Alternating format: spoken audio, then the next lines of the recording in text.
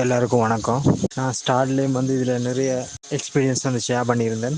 நான் இந்த பயிற்சிக்கு ஏன் வந்தேன் அப்படின்னு சொன்னால், எனக்கு வெளியிலேருந்து வர வேண்டிய நிறைய பணம் வரணும்னு சொல்லி இந்த பயிற்சிக்கு வந்தேன்.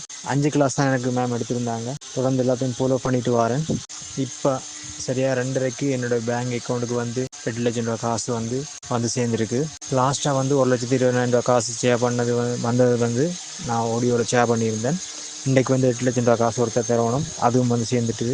Thank you so much, thank you so much, thank you so much. நான் இதை ஷேர் பண்ணுறேன். இந்த எக்ஸ்பீரியன்ஸை, இந்த ப்ராக்டிஸை நான் தொடர்ந்து செஞ்சபடியே தான் எனக்கு இது சேர்ந்தேன். எனக்கு வழியாக தெரியுது. என்னுடைய உள்ளுலகம், அதாவது என்னுடைய வெளியுலக பிரச்சனைக்கு என்னுடைய உள்ளுலகம் தான் காரணம் என்று சொல்லி இப்போ எனக்கு அந்த மேலும் மேலும் அந்த சரியான அந்த நம்பிக்கை இது மூலம் எனக்கு வந்திருக்குது.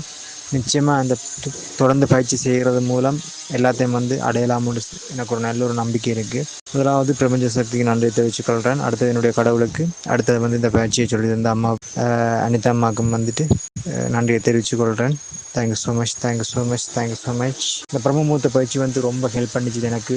4 மணி கிளம்பி மெடிடேஷன் செஞ்சு அந்த பீஸ்ஃபுல்லான அந்த ஸ்டேட்டுக்கு போயிருக்க ரொம்ப ஆனந்தம், அமைதி அப்படி ஒரு ஸ்டேட்டு வருது. அனிதாம்மா சொல்கிற விஷயங்களை ஒழுங்காக செய்யாட்டியும் 75% நம்ம அதை செய்கிறோம், சரியாக செய்கிறோம்ன்ற ஒரு நம்பிக்கை அது நல்ல ஒரு ஸ்டேட்டுக்கு எடுத்துகிட்டு போகுது. அதில் ஒரு சஃபரிங் இல்லை, நல்ல ஒரு அமைதியான நிலைக்கு எடுத்துகிட்டு போகுது.